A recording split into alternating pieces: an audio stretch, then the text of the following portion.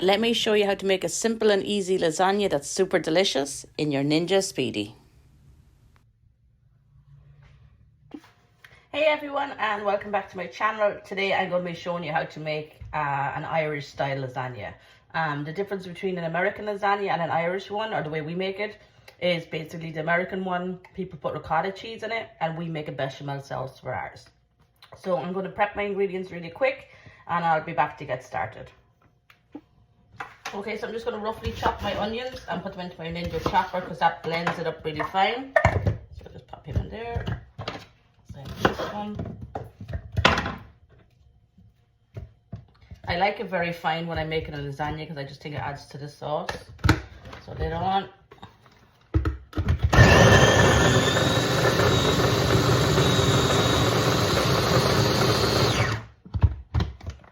Shake.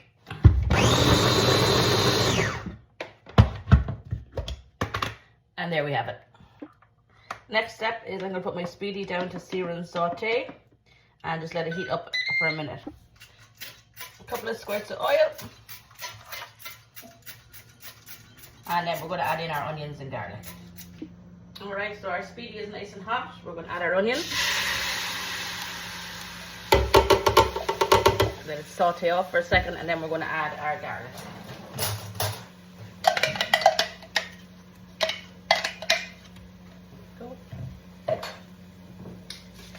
Some pepper.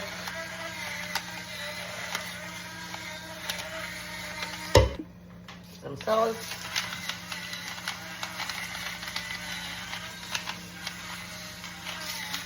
There we go. And roughly 2 tablespoons of garlic. So there's 1 and 2. A nice big mix. Okay, so our onions and garlic are cooking away. I'm adding 2 pounds of organic beef. I won't use all this meat for the lasagna. I'm going to put some in the freezer. So if you're just making lasagna, just use 1 pound of beef. That and one onion, basically half the recipe. In we go. So I'll add it in the descriptions, the recipe, just in case there's any confusion. So I'm just going to break down my meat. Give it a good mix with the onions and garlic, and I'll be back. This step usually takes about 5 minutes. Nice big mix.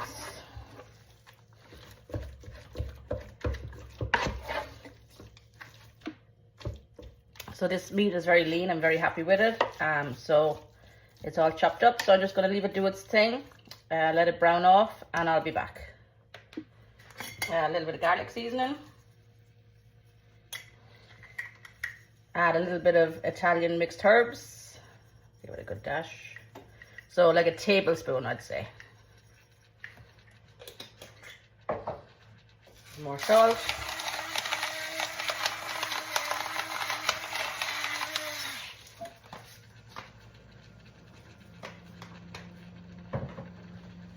Some Mr. Dash, the garlic and herbs. About a tablespoon as well. And some pepper.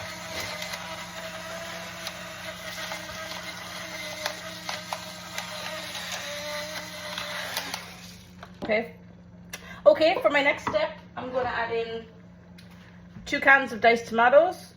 They're just a regular can of tomatoes you get in the store. There's the second one.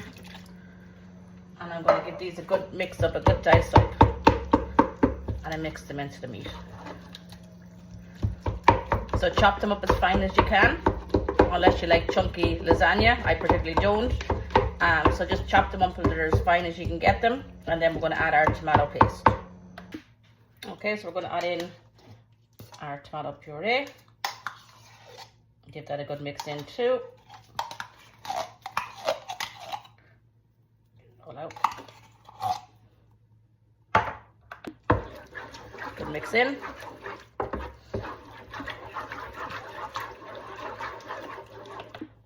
I'm going to add half a second can because remember I have 2 pounds of meat in here. And I'm going to add 1 can. I just filled it up with water. I'm going to pour that in as well. And another good mix in. And then I'm just going to let it cook off. I'm going to let it simmer for about 20 minutes. So when all that's done, I'm going to reheat my bechamel. I made my bechamel sauce earlier. If anyone's not sure how to make a bechamel, I actually have a bechamel video up. So I'm going to reheat this so it's easier to spread on my lasagna. And then I'll show you how to put it all together. Bechamel sauce is basically just a white sauce. Very simple. Flour, butter, milk, and a little salt and pepper. At this stage, don't be afraid to taste your sauce along the way. And then just add in more salt, pepper, herbs as you like it. Because you can put it in extra, but you can't take it out, you know what I mean? So just keep tasting little tastes along the way, so then you get the sauce that you're happy with. So I decided I'm going to add a little more salt.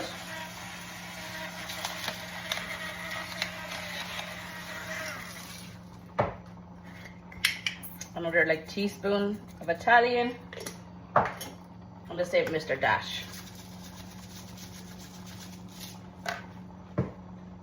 So, and remember, I'm doubling my recipe, so that's why I made the error earlier.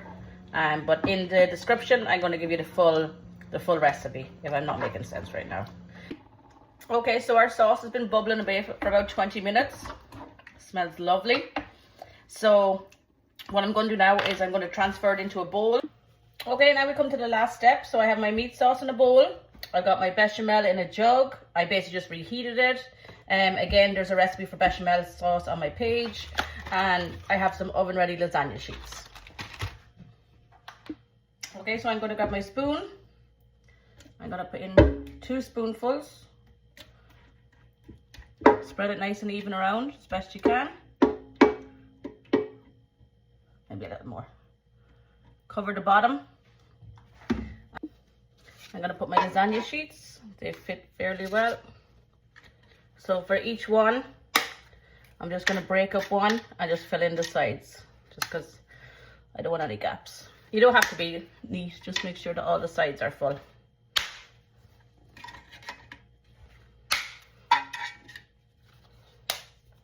So each layer is going to take roughly 3 sheets.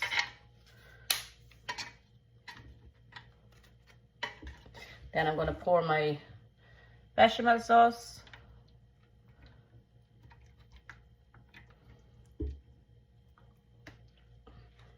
And then the same thing again, just another 2 spoons.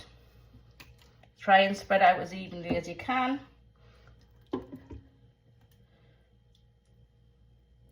Sorry, I'm using like 2.5 on each one, I'm telling you lies. So spread it out, make sure all the pasta is covered underneath. And repeat. So I'm going to do about 4 layers. And I'll be back. So the same thing again. Pasta sheets down. And just break up around the sides. Okay, so I'm just about to put on my final layer of pasta. So I have 3 layers underneath. This will be the 4th, just to top it off.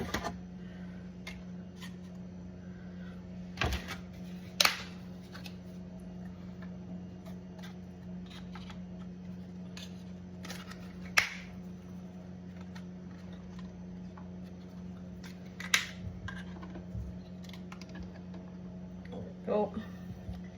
Another layer of meat.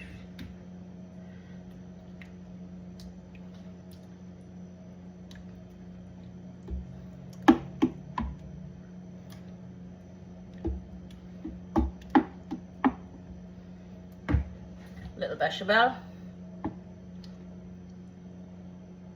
And we're going to do a layer of cheese. I'm using the 4-blend Mexican cheese, and just make sure it's all covered. Let me just go wash my hands real quick and I'll be back. Okay, last but not least, our cheese layer. So be very generous with your cheese. I like a cheesy lasagna.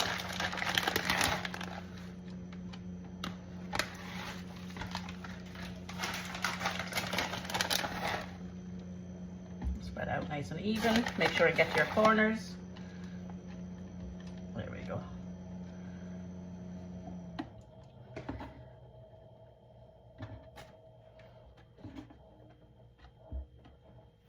Okay. Next, I'm going to make a square roughly the same size as the Speedi with aluminum foil. So you don't have to be perfect, but just make sure that it's covered, because If you don't cover it, it's going to burn. Your cheese is going to be burnt on top and it's not going to be cooked in the middle. So again, just a square, pop it in.